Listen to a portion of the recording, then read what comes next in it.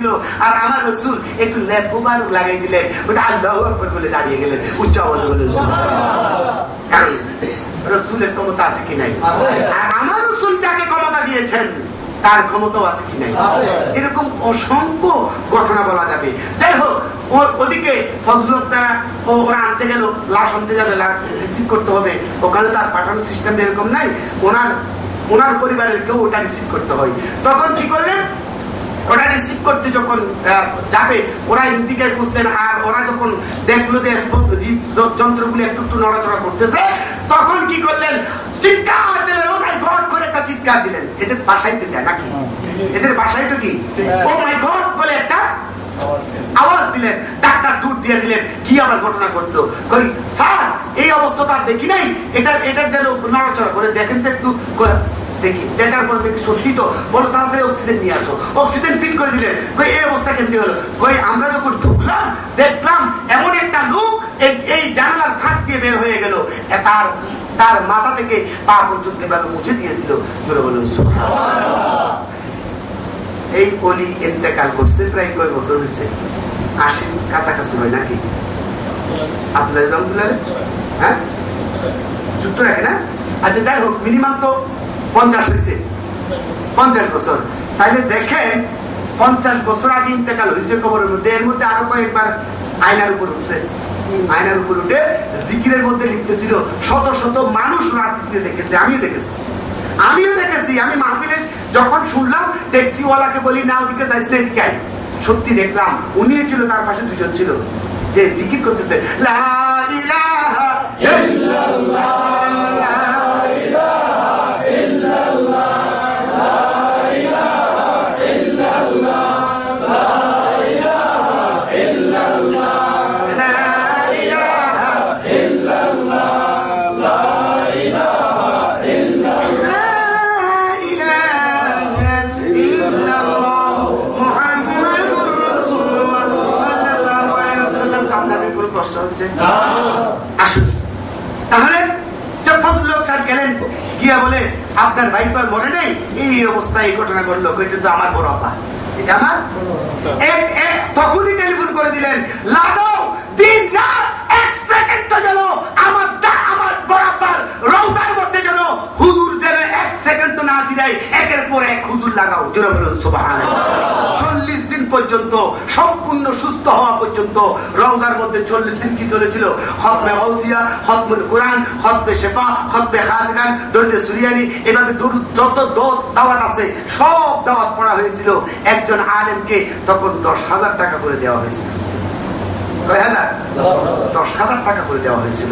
দেখেন তাহলে এই আমি যেই কথাটা বুঝাইতে চাইলাম সেটি হলো, উনি শুধু বরাব্বার মাজারটা জিয়ারত করে গিয়েছিল, আর বরাব্বার ছায়াটা তার সাথে রয়ে গেল।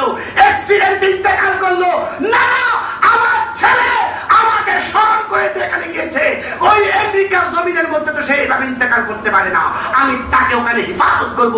আল্লাহর পক্ষ থেকে রুটা নিয়ে আসা ওলিদের পক্ষে সম্ভব। বলেন ঠিক কিনা? আমাদের ঠিক কিনা? কারণ এই ক্ষমতা দিয়েছেন কে? আল্লাহ। আর আমাদের মোল্লার মাথা খারাপ করে কোনো লাভ নাই। আমাদেরকে দেখতে হবে 4টা জিনিস। আমি আজকে বলে দিই, এই বর্তমান হচ্ছে ফেরকার যুগ। কিসের যুগ?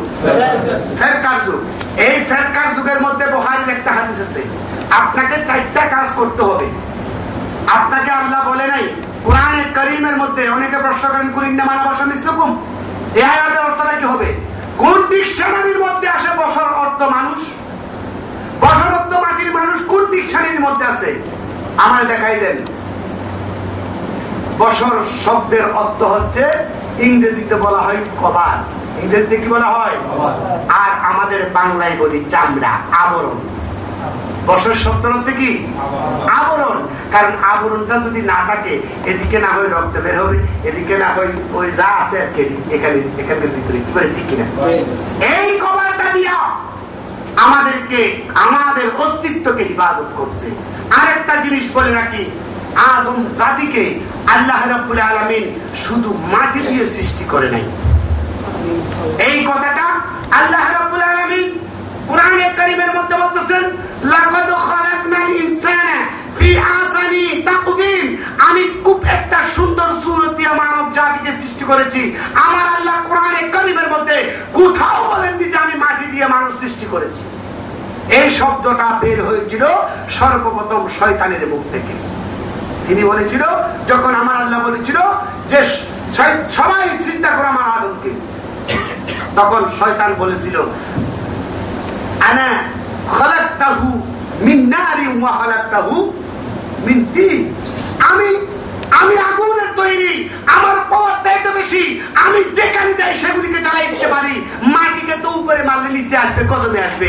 এই মাটি দিয়া তুমি আদম বানিয়েছো, এর আমি চেষ্টা করতে পারি না। অথচ আমার আল্লাহ বলেন, তোকে তো আমি আদমকে কি মাটি বানাইলাম না পানি বানাইলাম তোর তো জিজ্ঞাসা করি নাই, তোরে বলছি আমার আদমকে চিন্তা করার জন্য। কারণ ওনাকে আমি খিলাফতের দায়িত্ব দেব, মানব জাতকে আমি খিলাফতের দায়িত্ব দেব। এরকম খিলাফতের দায়িত্বের যারা থাকবে তাদের অধীনে অন্যান্য সৃষ্টি থাকতে হবে। এটাই হচ্ছে আল্লাহর কানুন। কথাটা ঠিক কিনা? সাইয়েদনা সিদ্দিক আকবর খিলাফতের মধ্যে ছিল। মুসলমান বলেন বিজাতি বলেন সবাই তার অনুগত ছিল, খলিফা হিসেবে স্বীকৃতি দিয়েছিল। সবাই বলতো, মুসলমান বলতো খলিফাতুল মুসলিমিন, কাফের বেদিন তারাও বলতো কি খলিফাতুল মুসলিমিন। এটা হচ্ছে আজকে আসেন আপনি এখানে এই ইমারতের জমিনের মধ্যে খুতবার মধ্যে এটা মুসলমানরাও বলে, আবার যখন হিন্দু বৌদ্ধ খ্রিস্টান এখানে আছে না, এরাও এই ইমারতের সরকারকে স্মরণ করে কি করে না, স্বীকার করে কি করে না। সেই যেই দেশের হোক না কেন তাকে নির্দিষ্ট যেখানে অবস্থান করতে হবে, সেই দেশের শেখকে, সেই দেশের বাদশাকে, সেই দেশের রাষ্ট্রপতিকে, সেই দেশের প্রধানমন্ত্রীকে মানতে হবে, না হলে তার এখানে থাকা কোনো অধিকার নাই। পৃথিবীর জমিনের মধ্যে মানব জাতিকে খিলাফতের দায়িত্ব দিয়ে সর্বোচ্চ আশিরের মধ্যে রহমতুল লিল আলামিনকে দিয়ে বললেন, এর নবী রাসূল যারা আসুস না কেন, আমার সৃষ্টি যারা আসুস না কেন, সবাই এক বাক্যে পড়ে দেন লা ইলাহা ইল্লাল্লাহ মুহাম্মাদুর রাসূলুল্লাহ সুবহানাল্লাহ। এজন্য আদম আলাইহিস সালামের উম্মতের কলমা ছিল লা ইলাহা ইল্লাল্লাহ আদম সফিউল্লাহ, কিন্তু আদমের মূল কলমা ছিল লা ইলাহা ইল্লাল্লাহ মুহাম্মাদুর রাসূলুল্লাহ। জুড়ে বলুন সুবহানাল্লাহ। মূসা আলাইহিস সালামের উম্মতের কলমা ছিল লা ইলাহা ইল্লাল্লাহ মুসা কালিমুল্লাহ, আর মূসা আলাইহিস সালামের কলমা ছিল যে লা ইলাহা ইল্লাল্লাহ মুহাম্মাদুর রাসূলুল্লাহ। জুড়ে সুরে বলুন সুবহানাল্লাহ। হুজুর এই কথাটা বুঝলাম না, এই কথা বুঝার জন্য আসতে হবে আমাকে আপনাকে মেরাজের মধ্যে। যখন রাসূল পাক সাল্লাল্লাহু আলাইহি ওয়াসাল্লাম মিরাজ রজনীতে হযরত জিবরাইল আমিন আলাইহিস সালাতু ওয়াস সালাম আল্লাহর পক্ষ থেকে আমন্ত্রণ পত্র নিয়ে আসলেন, বিশেষ আমন্ত্রণ পত্র। কারণ যেমনি তেমনি আমন্ত্রণ পত্র না, ভিআইপির উপরে গ্রেটেস্ট, তার চাইতেও বেশি বড় একটা আমন্ত্রণ পত্র নিয়ে এসে বললেন যে হুজুর আসছি আল্লাহর সালাম, আমি জিবরাইলের সালাম। আল্লাহ পাক রব্বুল আলামিন আপনাকে দাওয়াত দিয়েছেন যেন ওখানে আসেন। জোরে বলুন সুবহানাল্লাহ। আমার রাসূল বললেন, আসছে তো ঠিক আছে, আর আমাদের কি কাউরে যদি বলে যে তোমার আল্লাহ ডাকছে, থাকবো নি না সব ছেড়ে দুধ দেবো? কারণ বলেন না থাকবো না ছেড়ে দুধ দেবো? আমার রাসূল চোখের পানি ছেড়ে দেখেন কি দয়ার নবী, কি মায়ার নবী। সেই নবীর আদর্শ থেকে আমরা কেমনি ভাবে বিচ্যুত হতে পারি, সেই নবীর আদর্শ থেকে কেমনি আমরা গাফিল হতে পারি, একটু চিন্তা করে দেখুন না। রাসূলকে আল্লাহ দাওয়াত দিলেন, জিবরাইলকে পাঠালেন, বুরাক পাঠালেন, রাসূল কেঁদে দিলেন, বললেন আমি যাব না। জোরে বলুন সুবহানাল্লাহ। জোরে বলবেন না সুবহানাল্লাহ? আর আমাদের বললে আমরা দূর দেব। আমার রাসূল বলে যাব না। কই কেন যাবেন না? আমাকে যে মিশন দিয়ে পৃথিবীর জমিনের মধ্যে পাঠানো হয়েছে, সেই মিশনের দায়িত্ব নেবে কে? আমার উম্মতের দায়িত্ব নেবে কে? আমি পৃথিবীর জমিনের মধ্যে, বিবি সুফিয়া রাদিয়াল্লাহু তাআলা বলতেছেন, আমার বাকিটা পৃথিবীর জমিনের মধ্যে এসে মানুষ আসতো, মানুষের মাথা